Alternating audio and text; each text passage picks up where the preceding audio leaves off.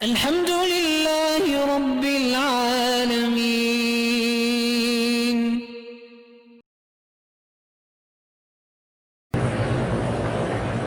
کہتے جی صفا مروا دوڑنے کے بعد بھی جی آنکھ میں تکلیف ہوئی تو میں نے احرام کی چادر سے آنکھ کو صاف کر لیا، نہ تو کسی اور کو بلاتے کہ تم آگے صاف کرو.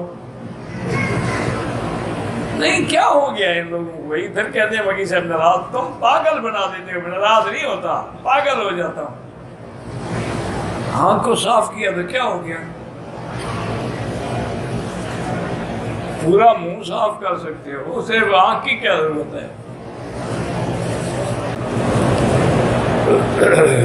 پہلے 2 عمرے کیے، دوسرے عمرے میں احرام کی حالت میں ہیں، حجر اسود کا بوسہ لیا، مدینے سے واپس عمرے کیا، ٹینڈ نہیں کروائی، احرام کھول دیا. کسی نے کہا کہ ایک گندم مٹھ بھر کے دے دو. ایک گندم نہیں جناب، ایک بکری دے کرو، 400 ریال. سر بھی منڈاؤ اور ایک بکری بھی دے. اس نے کہا بس ایک مٹھی بھر گندم دے دو. پتہ نہیں ان کو کون سے ایسے مولوی ٹکر جاتے ہیں. انا للہ و انا الیہ راجعون.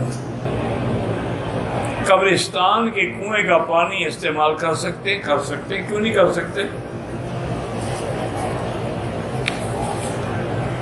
میری بیٹی کی عمر 6 مہینے ہے، بہت زیادہ موٹی ہو گئی ہے، اللہ شفا دے. بیماری ہوتی ہے میرا بھائی، جینز ہوتے ہیں بعض، ان کی وجہ سے چاہے آدمی کچھ کرے وہ اولادیں موٹی ہو جاتی ہیں.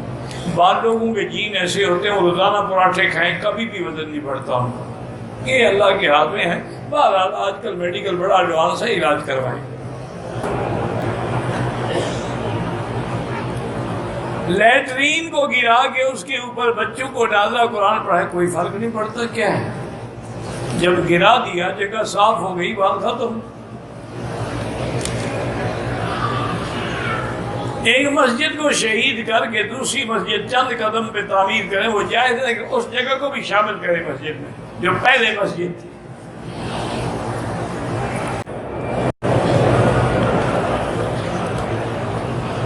مسجد کو گرا کر اس کی مٹی کو کچرے کی کھائی میں ڈالے تو ٹھیک ہے، لیکن گرائے تب بنانے کے لیے، ایسے نہیں کہ مسجد اللہ کا گھر گرا دے.